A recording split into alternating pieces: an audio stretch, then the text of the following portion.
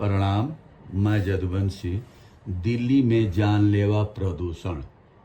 दशकों पहले हिंदी के मशहूर कवि सुदामा पांडे धूमिल ने लिखा था, लोहे का स्वाद लोहार से मत पूछो, उस घोड़े से पूछो जिसके मुंह में लगाम है।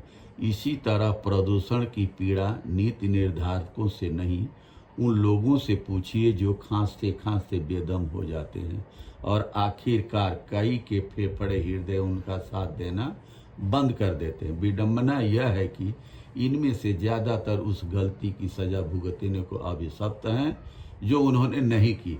प्रसिद्ध विज्ञान पत्रिका लेसेंट ने अपनी ताज़ा रिपोर्ट में जो दावा किया है वह न सिर्फ भयावह है बल्कि बेहद दर्दनाक भी है। The Lancet countdown on health and climate change 2025 report बता रही है कि साल 2022 में भारत में 17 लाख से अधिक लोगों की मौत वायु प्रदूषण के कारण हुई।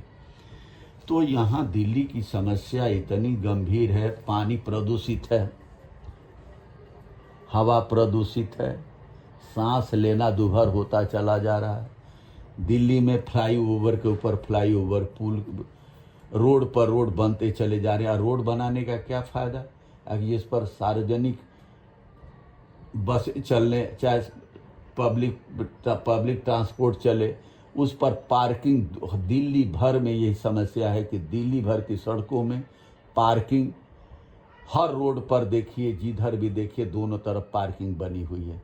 ये सरकार की जिम्मेवारी है। किसकी जिम्मेवारी? की सरकार इनसे पैसा लेती है, इनसे टैक्स लेती है कि इसमें जनता का भी कुछ पता नहीं चलता, ना किसी को भी कोई खबर है कि ये पार्किंग करते हैं आम पब्लिक को चलने के लिए कि इनके गाड़ी खड़ी करने के लिए। सरकार चाहे बैंक इस पर सुविधा दिया हुआ है कि लोन दिया हुआ है, ये पैसा जितनी गाड़ी खरीदने के लिए दिया गया है क्या किसानों के लिए दिया गया? और किसानों के लिए पंजाब के किसान चाहे हरियाणा के या देश भर में जो भी किसान है, पराली ज़्यादा फसल हुई है और फसल का पराली का जलाने का ये भी उन पर इल्ज़ाम लगता है कि पराली जला उसका धुआं दिल्ली में आता है। सो एक पेपर में छपा है कि पाकिस्तान में पराली जलती है तो उसका धुआं दिल्ली में आता है।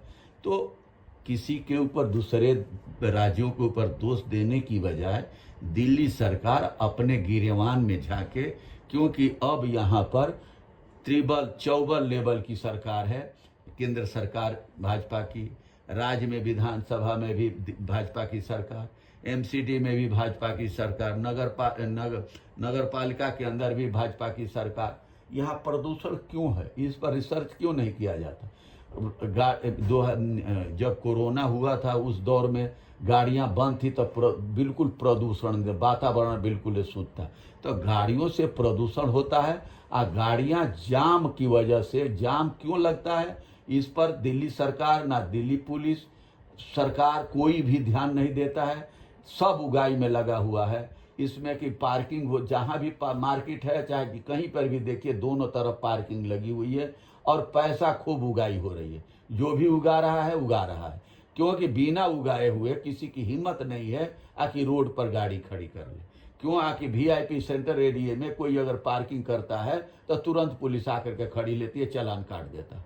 अब तो वो चालान, वो भी सिस्टम नहीं है। जहाँ देखो पार्किंग, मेन रोड पर पार्किंग बना दिया गया है जो गाड़ियों को चलने के लिए होना चाहिए, वहाँ पर दोनों तरफ पार्किंग होनी पड़ी है और ट्रैफिक जाम इतना होता है कि उसी से प्रदूषण होता है।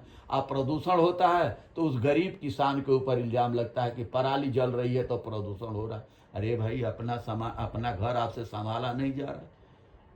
कितनी शर्म की बात है। दिल्ली सरकार इस पर ध्यान दे। और दूसरी बात, ये बसें, जो नई बसें आई, एक तो औरतों का किराया फ्री माफ किया हुआ है और उनको ये फ्री का पास कैंसिल करने की बजाय बसों को आपने कैंसिल कर दिया। आखिर आधा घंटा 15, 20, 25 मिनट इंतजार करो तो वह भीड़ लगी रहती है। बसें कम कर दिया और छोटी जो देवी बसें चलाई गई है वो गलियों में चल रही है, वो खाली घूम रही है। ये कौन सी रणनीति है? और ये में अधिकांश मंत्री जो बने हुए हैं ये पूर्वांचल से हैं, यूपी बिहार के लोग हैं। क्या इनको दिखाई नहीं देता? पूर्वांचलियों का वोट चाहिए, बिहारियों का वोट चाहिए। तो आज सब बिहारियों को, पूर्वांचलियों को याद कर रहे हैं। और जब चुनाव जीत जाते हैं तो यही पूर्वांचली और बिहार दिल्ली में जगह जगह बसे हुए हैं। इनको आने जाने में, ड्यूटी में आने जाने में कितनी परेशानी हो रही है, कितना पैसा खर्च कर रहे हैं। इन पर इनको मंत्री जी को ध्यान नहीं देता। परिवहन मंत्री हैं, इनको खुद बिहार से आते हैं ये, इनको पता नहीं है कि कितनी परेशानी हो रही है। कॉलोनियों के अंदर, कॉलोनी जिसको घर के अंदर गाड़ी खड़ने की जगह नहीं है, वो गाड़ियां खरीदे, ऐसी नीति क्यों बनाई जा रही? अगर पार्किंग की सुविधा अगर नहीं, अगर पार्किंग करनी है, चलानी करना, तो उनका चालान करिए, उन पर दंड रखिए। जो पार्किंग सड़कों के किनारे गाड़ियां खड़ी होती है, उन पर दंड दिया, और उसमें उनके उगाई के लिए बेरोजगारों को नौकरी दीजिए, नौकरी निकालिए इस पर। हर दिल्ली भर में अगर जो पैसा निकाला जाए, अगर दंड इनसे चालान उगाया जाए, तो बेरोजगारों को बहुत सारी नौकरियां मिल सकती है। प्रदूषण दूसरे क्या, किसानों के ऊपर ढिंगरा फोड़ने से कि प्रदूषण उनकी वजह से होता है। प्रदूषण दिल्ली सरकार खुद समस्या पैदा कर रही है और प्रदूषित कर रही है। विश्व स्वास्थ्य संगठन दुनिया भर के देशों को वायु प्रदूषण लेकर वर्षों से आगाह करता रहा। मानकों के हवा में PM10 का स्तर 100 और PM2.5 का स्तर 60 माइक्रोग्राम प्रति किलोमीटर से ज्यादा नहीं होना चाहिए। लेकिन दिल्ली में सर्दियों की शुरुआत में PM10 और PM2.5 का स्तर करीब 4 गुना पहुंच जाता है। वर्ल्ड हेल्थ फेडरेशन भी कह चुका है कि पिछले एक दशक में वायु प्रदूषण का दिल संबंधी बीमारियों से होने वाली मौतों में 27% की वृद्धि देखी गई है। दूसरी तरफ वायु गुणवत्ता और PM2.5 का रियल टाइम डाटा आप देख लें, दुनिया के सबसे प्रदूषित शहरों में शीर्ष क्रम में भारतीय शहरों के ही ज्यादा नाम दिखेंगे। ऐसे में लेसेंट की रिपोर्ट में हुए खुलासे को अतिरंजित कहकर हालात से मुंह मोड़ने का नतीजा घातक ही होगा। इसलिए सरकार और नागरिक संस्थाओं को इस जानलेवा संकट को प्राथमिकता के तौर पर लेना चाहिए। वायु प्रदूषण और जल प्रदूषण को लेकर किसी किस्म की उदासीनता देश और मानवता के साथ अन्याय होगा। बहुत बहुत धन्यवाद, नमस्कार, प्रणाम।